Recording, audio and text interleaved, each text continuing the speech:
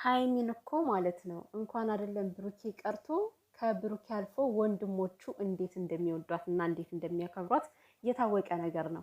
እንግዲህ ሀይሚዬ ዛሬም ያው አሁንም በድጋሚ መታለች በቪዲዮ ነው ማለት ነው። እና ቸፕ ቸፕ አድርጉላት ልደቷ ዛሬ ነው እያለች ከች ብላለች። ቀይ በቀይ ሆናለች። እና ሰላም ሰላም ቤተሰብ እንዴት ናችሁ? ሰላማችሁ ይብዛ ውዶችዬ ማለት ነው። ዛሬ ግን የሀይሚዬ ልደት ነው ወይንስ የቫላንታይን ዴይ ነው የሚባለው?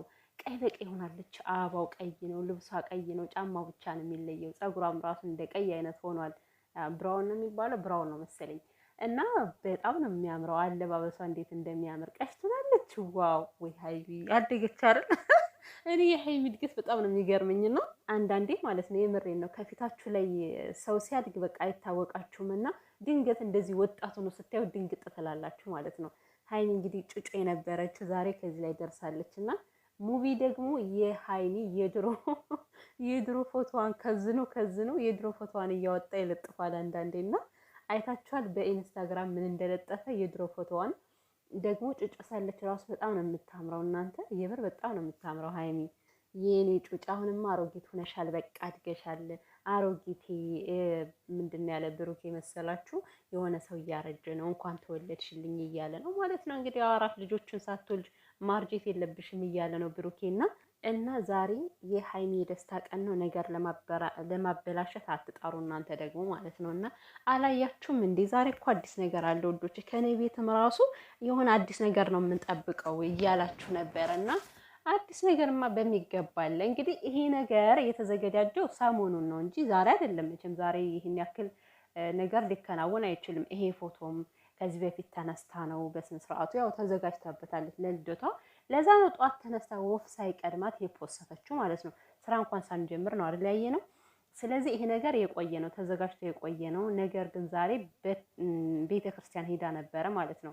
እሱም ደግሞ ከማን ጋር ነው የሄደችው የሚለው እንግዲህ ያው ምንም ድብብቅ የሚባል ነገር የለውም። ከሸበላው ጋር ነው የሄደችው ማለት ነው። እና አላያችሁም? መስታወት ላይ ምን ይታያችኋል? ስለዚህ ፎቶውን እለጥፍላችኋለሁ። እና በመስታወቱ ማንን አያችሁ? ሀይሚዬ ቅመም ከማን ጋር ነው ቤተክርስቲያን ሄደችው የሚለው ጥያቄ ከፈጠረባችሁ እንግዲህ ከብሩኬ ውጭ እሷ አትሄድም ከሌላ ሰው ጋር ማለት ነው። ብሩኬ ነው። እና ትልቅ ነገር አለ ዛሬ። ጠዋት ተነስታ ፎቶውን ፖስተች እንጂ እሷ ቤተክርስቲያኗን ሄዳ ቤተክርስቲያኗን ተሳልማ ነው የተመለሰችው ማለት ነው። እዛ ሆና ራሱ ቪዲዮ ለቃ ነበር። እና እነ መለኛውም እንግዲህ ቲክቶክ ላይ ያው እያሳበዱት ነው። ሀይሚዬ ሃፒ በርስዴ እያሏት ነው ማለት ነው። እና ሀፍትሽም እንግዲህ ቆይቶም ሊል ይችላል ወይም ደግሞ የሌለ ይሆናል። እስካሁን የለም። ነገር ግን ሁሉም መለኛው ብትሉ ስምረት ብትሉ ብቻ በጣም ደስ የሚል ፕሮግራም እያካሄዱላት ነው ያለው ማለት ነው። እና የትናንቱ ቪዲዮ ሌላ መልክ እንዲይዝ የምጥሩ ሰዎች ግን በጣም ነው የማዝነው። በጣም ያሳዝናል። እውነት እንደዚህ አታድርጉ በፈጠራችሁ። ዛሬ እንግዲህ እንደሚታወቀው ለሀይሚ ብቻ አይደለም ለብሩኬም ነው በሉት። ማለት ዛሬ የምንጠብቀው ትልቅ ነገር ነው። ወደ አንድ የሚመጡበት ቀን ስለሆነ ስለዚህ ትናንት በተናገራችሁ ሀይሚዬ በዛ ገብታችሁ ሌላ ታሪክ ለማውራትም አትሞክሩ። ጥሩ አይደለም። እንደ ዩቲዩበሮች ብትሆኑም ሰከን በሉ። አንዳንዴ ለእውነት መቆም እስኪ ጥሩ ነው። ሁልጊዜ በቃ ልክ እንደነዱሽ መነዳት አሁን ይሄ ተገቢ ነው እንዴ?